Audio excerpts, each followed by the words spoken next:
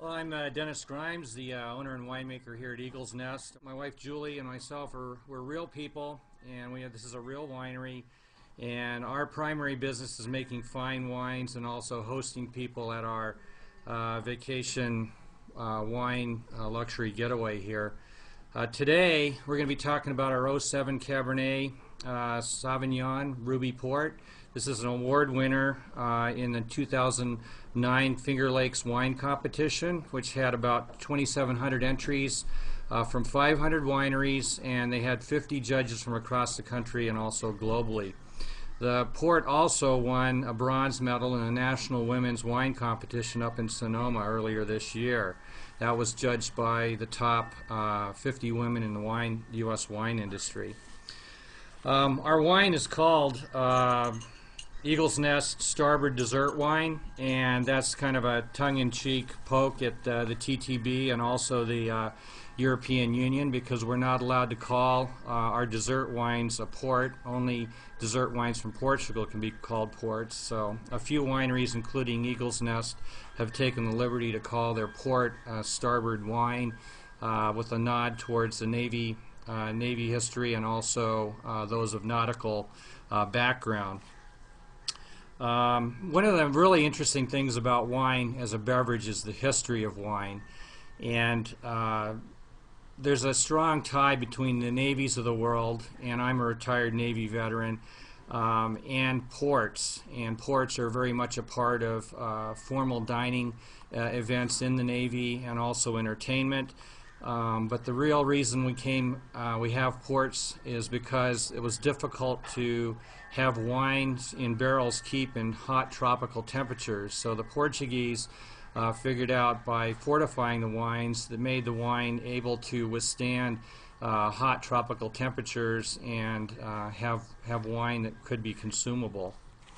One thing we do with our Eagles Nest wines is all of our wines have custom artwork on it, and in the nautical theme we have the USS Midway pictured in this label here. The USS Midway is a retired Navy veteran ship last stationed in Japan, and it's come home to San Diego. It's a highly successful public museum now, and a lot of nice events happen there. Before I get into talking about the port specifically, I want to just kind of give you a short tutorial on the types of ports.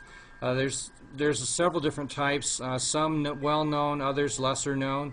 There's white ports that are made from white wine grapes. These are made in both a sweet and a dry style.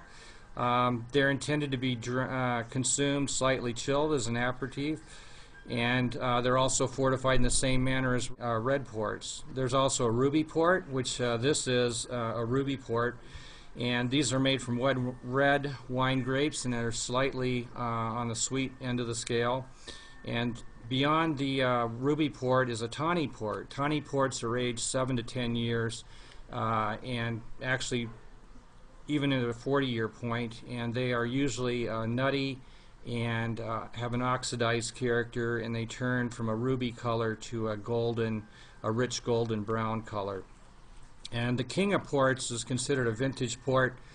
These are usually aged at least 15 years and generally well beyond that. They're single harvest, and they're designated by the Instituto de Vino do Porto. Those are more expensive ports. This is a limited release. It's an '07. It's made from estate Cabernet Sauvignon from very late harvest on our estate vineyards, and it's received over 2 years of aging in medium toast oak barrels. So this has given the wine a very smooth, full-bodied character, very inviting fruit nose, luxurious dark fruits, black cherries, blackberries, and also a hint of vanilla attributed to the oaking, and a very notable chocolate character.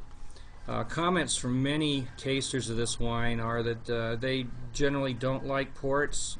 They're probably talking about consuming tawny ports with the nutty, oxidized, sherry-like character, but they very much like our ruby port and also our white ports.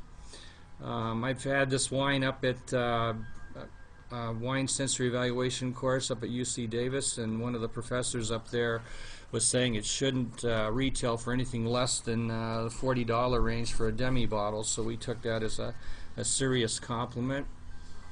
We're a boutique winery.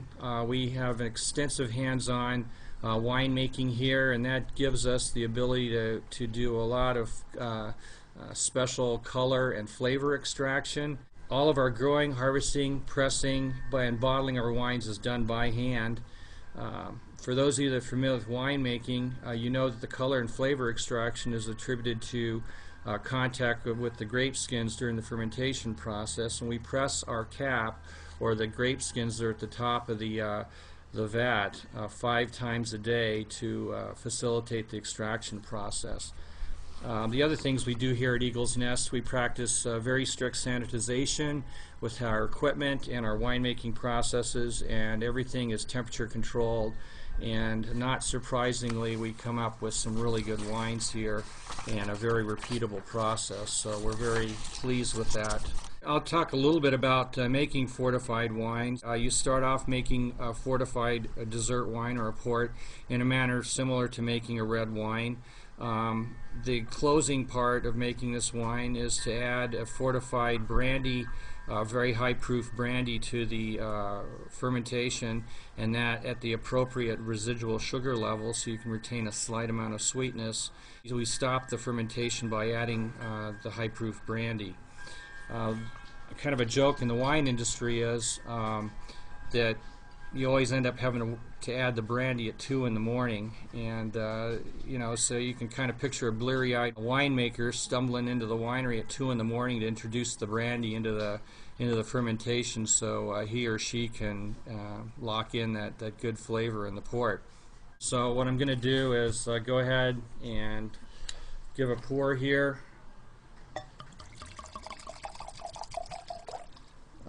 And I'll do my best to do a mini Gary Vaynerchuk thing here and hold the wine near the camera. I know it's a little far from me there, but hopefully you can see this has an incredibly dark burgundy color. It's basically opaque. You can hardly see through it. The color extraction is so immense. The nose of it is really enticing, and if you give it a good swirl, you can see the wine develop some incredible legs, showing the viscosity with the alcohol in the port. But a good inhale gives you a good nose of the dark fruits. Again, I would say black cherry, blackberry, and plum. And I have a hint. There's a hint of chocolate in there too.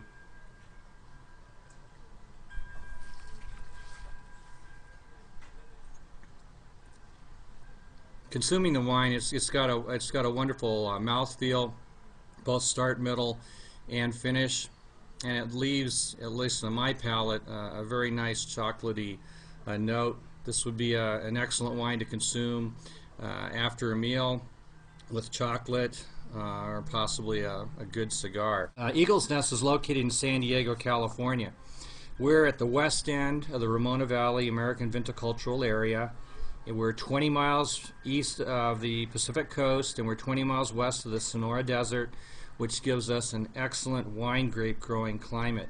We have long, warm growing days and cool nights that allow the grapevines to rest and develop a proper sugar and acid balance in the wine grapes, which is critical to good winemaking. We're at an altitude of 1,300 feet. And again, we have the influence of the coastal marine layer in the evenings and in the mornings. Visitors that stay in our cottage have a beautiful view of the valley that's behind me, and there's a wonderful fog show almost every morning. Our estate vineyards feature primarily red European varietals, including Cabernet Sauvignon, Zinfandel, Merlot, Tempranillo, and we have whites such as Viognier and an unusual Rhone Picpoul Blanc, which we use to make an estate white port. We practice sustainable farming. We don't use pesticides or herbicides on our property, and we use Old English Southdown baby doll miniature sheep to help control weeds in our vineyards.